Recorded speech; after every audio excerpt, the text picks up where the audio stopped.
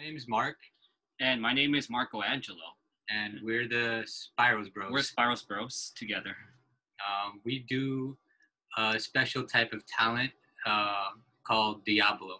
And Mark, you can explain it. So the Diabolo is also called Chinese Yoyo, and it's basically a big top with two sides with an hour-shaped glass, and it's manipulated on a string attached to two sticks, and it came from China. So what got you guys into doing this? Because I know it's very different than what you see a lot of people doing. Yeah, I discovered it in a amusement park in somewhere in Florida, and I saw a couple of performers, performing, Diabolo, and it was one of the most fascinating things I have seen, compared to other entertainment, because I've seen a lot of circus acts, but I've never seen a Diablo, especially when it's actually considered to be Chinese yo-yo. It's something I never expected, and I want to buy one as a souvenir and bring it home, and I got to um practice it at home, and it got fun, and of course, as times went by, you start to practice a lot more because and that's where the passion started to follow, and then I decided to get into performing around 2000 in the fall of 2008, and that's where my my life as a Diablo performer started. Okay. And so you're self-taught, or do you take some sort of course for this? We're self-taught, Mhm. and we learned from watching a lot of YouTube videos. Wow. Well, you guys were amazing on this show. I was super impressed to see what I saw. I was not expecting it at all. Thank you. Thank you And very I'm sure much. a lot of people thought the same thing. Yeah, it's So yeah. Go ahead. Sorry? Yeah, no, go ahead. Sorry. I was just gonna ask you guys, where are you from? So we were both born and raised in New York City, but in 2012 we moved to the Philippines to graduate in college, and we graduated in college, and now since we graduated in college, we were able to compete in America's Got Talent. Okay.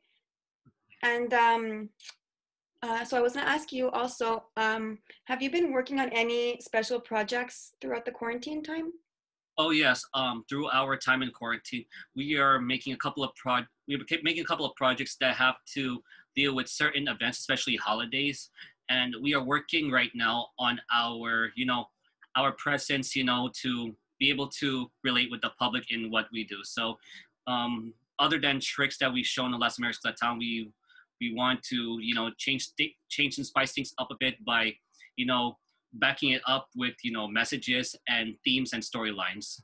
So this is what we've been brainstorming throughout the time. So we're trying to widen our imagination through our performances and through our acts. A lot of people on America's Got Talent, they know us for the very big stunts and tricks, but what we also deliver is multimedia projection, and that's where we could show it online. And so we showed it on through many performances, and we've also other than that, we've been doing some virtual halftime performances for colleges and the NBA. That's really cool. I also wanted to ask you guys, I know you guys were on America's Got Talent this past year, so things got really different on the show, and it wasn't live shows, it was a lot of virtual, like it wasn't completely live, right? The past year of the show? Yeah, so basically, It wasn't completely live. In AGT, what they did was they want to make sure that they don't want to lower down the production.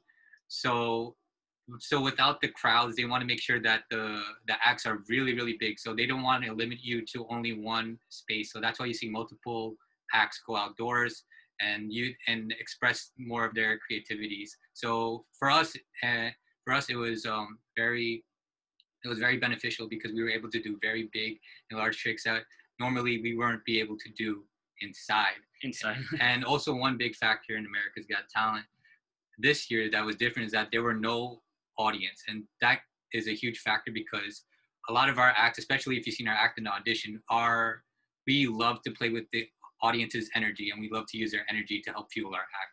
we feed off from the audience's reaction during our performance. That's where we get our motivation. So how was it without the audience? Like how did it make you guys feel? Like how? Honestly, it felt unusual and it felt kind of awkward in the beginning. And just the fact that, there's a couple of things that have to be, executed before we're all done. So it's not like, it's just one straight run. We have to do, a couple of camera angles and, all this stuff. And the most confusing part is, which one's gonna go on camera? Which one's gonna go live? That's the real question. So it's kind of scary, to be honest. I like live performance. I'm very used to live performance. I'm not so used to pre-recordings because it's unexpected of what's gonna go on. What's gonna be shown and what's not gonna be shown to? Yes. Yeah. Unlike for other people, live is unexpected for them. So. Did you guys find it tough? Like, was it difficult to be in that stuff? Challenging. Well, so you just gotta adjust, and because this was the first time out of all the shows that we've done in the past, like we've never done something without the audience. So, like for example, after a big trick, and then you don't hear like the crowd applause that you're used to hearing, it's kind of like you have to mentally psych you out to make sure like can keep going. You know what I'm saying? So, and also one thing you gotta keep in mind is that you have to always focus on the camera. So what's different here is that usually when you perform, you could like look at the audience, but this time, because everything is virtual, you got to make sure like where the cameras are. So when you do a trick, make sure you look at the camera. That's one of the big adjustments we have to make. Aren't there more than one camera? There's more than one camera. Yes. Yeah. A lot of cameras. Yeah.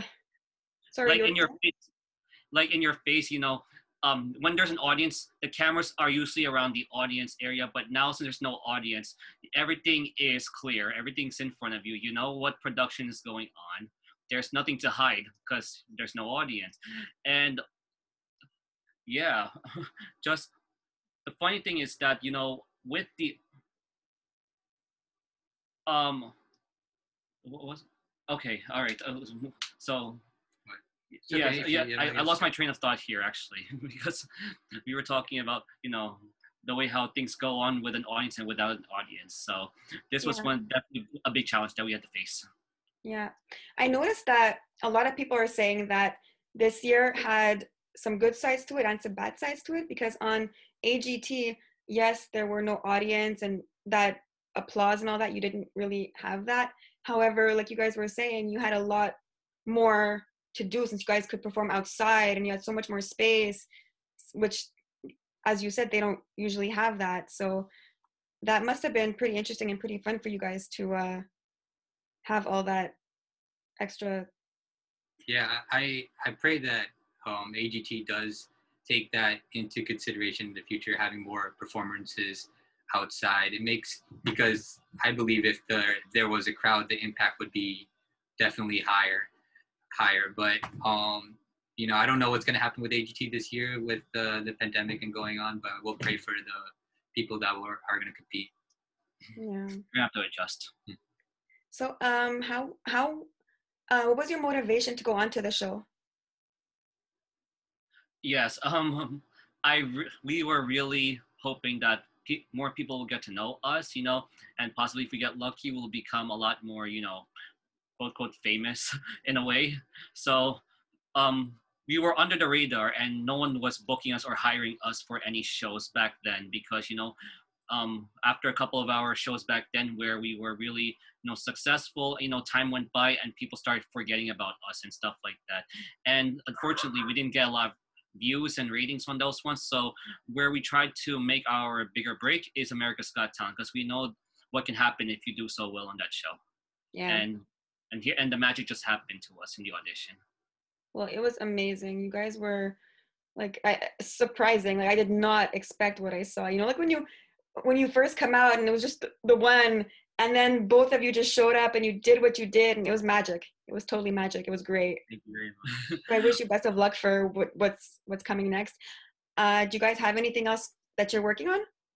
Like, yes, bigger stunts and a lot more things to have to do, with shaping up our body, because the performances are going to get longer. We have to stay in stamina, to last a longer performance, because without any conditioning, you can get easily tired, during the performance, especially when it goes over 2 minutes, and it has happened before. What Marco missed out on is that I came back, so we're gonna train more, and basically the tricks we're gonna do is way bigger, and we're preparing for the next competition. Nice. I just want to ask you, because I know that COVID has hit so many places around the world so differently. How has it hit you guys in the Philippines? No shows at all. No shows at all. Like they're very strict with physical contact. You can't. Basketball is banned here, for example. Yes. Most of the sports are banned here. Like a lot of the entertainment business here is basically dead. But at the moment, we're just adjusting and doing everything virtual and continue on training until when everything opens up. Then we're going to be really ready. Yes, schools and colleges won't even let the people who are dorming in outside the campus. Oh, that's very wow. important. Yeah. Public schools and elementary and middle school and high school, they haven't been open since last March. Actually, public schools have been Yeah. open. The private schools are not open to any of the people who are outside, so they trap anyone who is already inside the campus for the quarantine. I mean, Marco's saying it's open as in like they have homework, but they don't have physical learning. Yes, Is it like virtual learning? it's virtual. Yes, But because, to be honest, some places in the Philippines, we don't have the budget for virtual learning. Like not everyone in the family has like laptops and good internet. So most of them, they just go to the school and get like a workbook, and they bring it home and shit. Yeah. yes. And what about restaurants and stores? Most of that is open, actually. Yeah, Yes. that's the tough thing with COVID. It's like you wanna they're in between. So it's like everything's still open, but then everything is still closed. And it's like, well, so what's the point, in my opinion? It's like if we want to be like fully open like Australia, we should just be fully locked down, right? And then continue to be back open, because this half and half stuff is just really weird. They're trying to test it out to see how it goes, with everything, the COVID cases and their statistics, if it will improve or if it will stay, or if it will get worse. Yeah, it's really tough. Even here, some things are opening, some things are partially opened, and it's I don't know. Doesn't make sense. Very difficult. You never know. So I basically asked you all the questions I wanted to ask you. Is there anything else you guys wanted to mention or bring up that we haven't spoken about? I would basically, our plans. Our future plans. Yeah. That's about. And right now it's very tough in this situation, though. But we just keep, the usual thing is we just have to keep working on our craft as much as we can. There's no excuses. You're in COVID. You have plenty of time. There's nothing to hold back on. Yeah. There's definitely a lot of time to work on what we need to work on. So once things open up, we can go out there and actually do it, right? Yes. Yeah. Mama Nita, how is COVID? Has COVID affected you and your work, or are you doing okay? Well, I graduated last May, and I just recently, this past year, I just started working in a school. So in the schools, it's probably the same thing as it is everywhere. We have to wear masks and visors, and we have to wash our hands a million times a day and keep disinfecting everything. And it's tough, but I'm really enjoying it. So it hasn't affected my job, as in I still have a job and I'm still out there working, but it has affected it because we do have to take into account all these extra precautions, right? All of the protocols. But we had a couple of cases and they closed down a couple of classes, but so far we haven't had anything major. So we're very lucky where we are so far. So I'm keeping my fingers crossed, and I'm keeping my fingers crossed for you guys as well. Thank you. Thank you. Stay safe and keep working hard. You guys are really great at what you do. It's stunning. Thank you very much. Thank you. It was nice. And it's beautiful when you guys have like the dark and everything's like glowing. It looks super nice. Oh, one thing if you wanted to know is that in the audition, the costumes, I made those. You made those? He designed them. Yes, I designed them. And he's the one who put it on the costume. So are you a designer, or was that just? No. I'm an electronics engineer. Okay. So yeah. So when I was Super like cool. going on AGT, like we're probably the most known Diablo act, but there have been two others before us. But like definitely the impact we had was greater than from what people say. But I wanted to put those costumes to make sure like, hey, we cannot we're not only like Diablo artists, but like we're just full on entertainers. Like we could like both of us could just put up a whole show, and we Yeah. still haven't shown Yeah. what we could do with multimedia Yeah, our projection. approach is really to show that we are a full-on spectacular show. If you're talking about fireworks, and fire and water effects, and when you go to Disney World and Disneyland, that's what we want to show, like what we are all about. Because a Diablo has all those abilities that people have not discovered. We discovered that. Yes, Exactly. we want And to show actually, that. just while you're talking about this, these acts that you did each point of the way, were they new acts or were these things you had already done in the past? Like, Oh, these are all everything was brand. brand new, right? Yeah. So Yes. so a lot of them we had to like we never done these tricks on TV. So Wow. like mostly like the audition, yes, we rehearsed it because this is the first act we planned our whole lives. But then when you get involved with the whole AGT crew and staff, like plans change and we can't do the same thing that we're used to. So we really had to push ourselves and push the limits, Especially in the choreography and the composition of the routine, which is the hardest part. Because we can't just throw and slab in tricks, without a flow. Otherwise, things will go all haywire. Yeah. It must have been a great experience, though. Yes. Yeah, it was probably the best. It was probably like the best highlight of the century, not the century, the decade. Yeah. Have you done any other competition shows like that, or was that it? In the past, we're mostly recognized in the Philippines. So in the Philippines, what happened is that I didn't explain my side, but Marco was a solo artist before. Yeah. We were a grand champion twice actually in two big variety shows here in the Philippines, equivalent to a Got Talent. Yeah. The first one was the worldwide edition of Talented Pinoy, and out of 7 months of the show running, and maybe like I would say 50,000 plus who actually joined the competition, it all trimmed down to one grand champion, and that was me. And then a couple years later followed. I joined Marco, and then we won another championship in the Philippines. But what happened is that after that, we joined Asia's Got Talent, but we failed really bad there. And that was also the motivation for us going to America's Got Talent. What about Showtime? No, I said that. Yeah, we won Showtime. Yeah.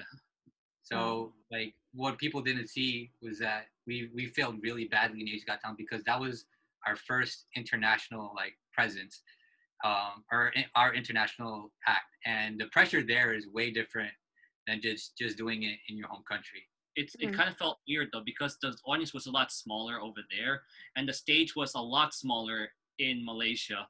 We had to deal with the same height that they had in the America's Got Talent virtual room, which was very, we had a big disadvantage at that time. And just alone that we were still in school during that time, I was in my senior year. So there was a lot of pressure. I was doing my thesis while I had to join that competition. Wow, busy. Yes, and I couldn't practice. I mean, my priority was my studies, of course. Of course, yeah.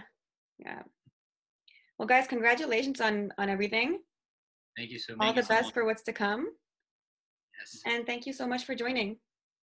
Thank you so much for having us. Thank you so much for having us. Yes.